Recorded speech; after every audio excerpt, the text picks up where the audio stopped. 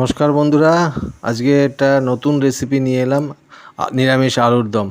প্রথমে আলুগুলো সিদ্ধ করে রেখে দিয়েছি, তারপরে এই মশলা আমি কী কী ব্যবহার করি, শাহি গরম মশলা, পোস্ত আছে, সাদা তিল আছে, তারপর দই আছে, শুকনো লঙ্কা আছে, আর হলুদ আছে, একটু নুন রেখেছি এখানে।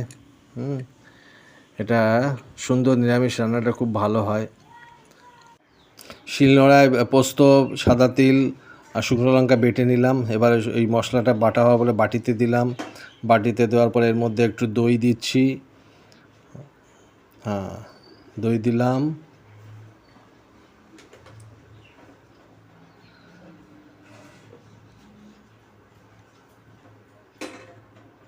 এরপরে দেবো একটু হলুদ দেবো। এবার হলুদটা দেওয়া হয়ে গেছে। এবার আমি ওর মধ্যে যে একটু জল দিয়ে ওটাকে ভালো করে ফেটিয়ে নেবো। এবার আস্তে আস্তে আমি ফেটিয়ে নেবো। মশলাটা ফেটিয়ে নিলে চামচ দিয়ে ভালো করে ওটা একটু শাহি মশলা, আবার একটু শাহি গরম মশলা ওতে দিয়ে দিচ্ছি। একসঙ্গে মশলাটা দিয়ে ফেটিয়ে নিচ্ছি। এবার শাহি গরম মশলাটা দেওয়া হয়ে গেছে।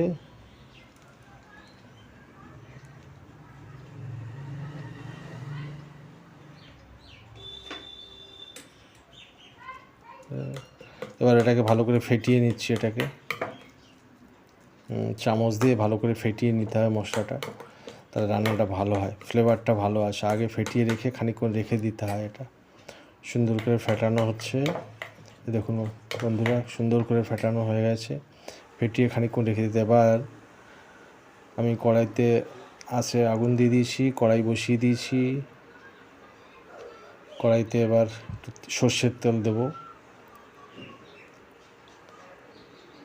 সর্ষের তেল দেওয়া হয়ে গেছে। সর্ষের তেলটা একটু ফুটতে থাকুক। ওই যে গেজে গেজে যেটা হয়ে যায়, গেজাটা একটু মোটামুটি কম হয়ে গেলে সর্ষের তেল গরম হয়ে গেছে ভালো করে। এবার এর মধ্যে সিদ্ধ আলুটা দিয়ে দেবো। সিদ্ধ আলুটা একটা একটা করে দিয়ে দিচ্ছি।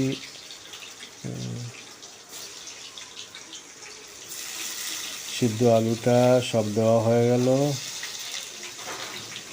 এবার এর মধ্যে একটু হলুদ দেবো।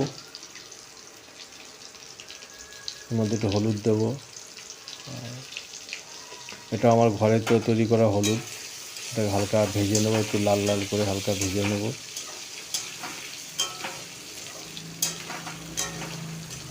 ভাজাটা একটু হালকা লাল করে ভাজতে হবে। মোটামুটি ভাজাটা রেডি হয়ে এসছে। একটু লাল লাল করে ভাজতে হবে। ভেজে আলাদা করে বাটিতে তুলে রেখে দেবো। আমি আঁচটা একটু অফ করে দিলাম, নাহলে পুড়ে যাবে বেশি। এবার এটা বাটিতে আমি তুলে নিচ্ছি এক একটা করে। দেখুন বন্ধুরা, একটু লাল লাল করে ভাজা হয়েছে। এবার আলুগুলো মোটামুটি এক এক করে সব তুলে নিচ্ছি।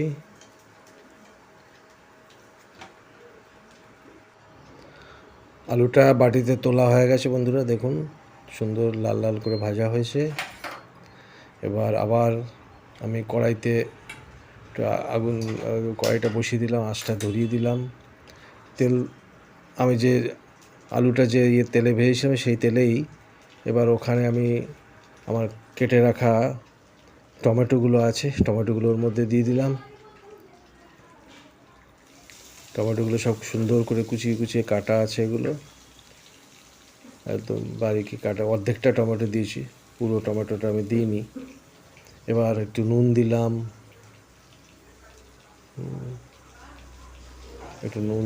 একটু টমেটোটা তাহলে মজে যায় ভালো।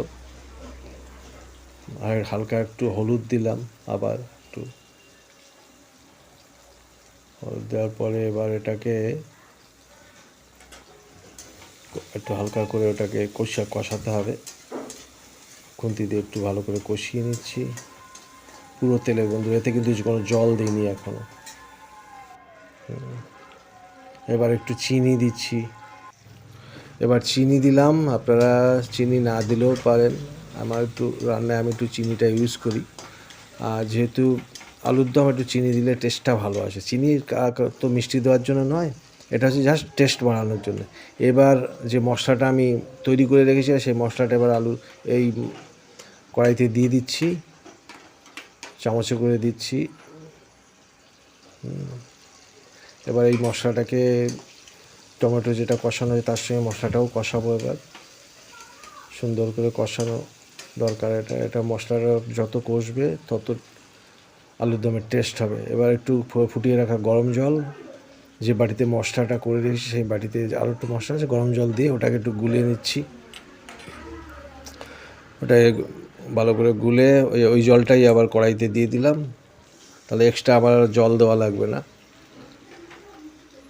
এটা দিয়ে এটাকে ভালো করে কষানো হচ্ছে, সুন্দর করে কষানো করে এটাকে দেখে নিতে হয় মাঝে মাঝে।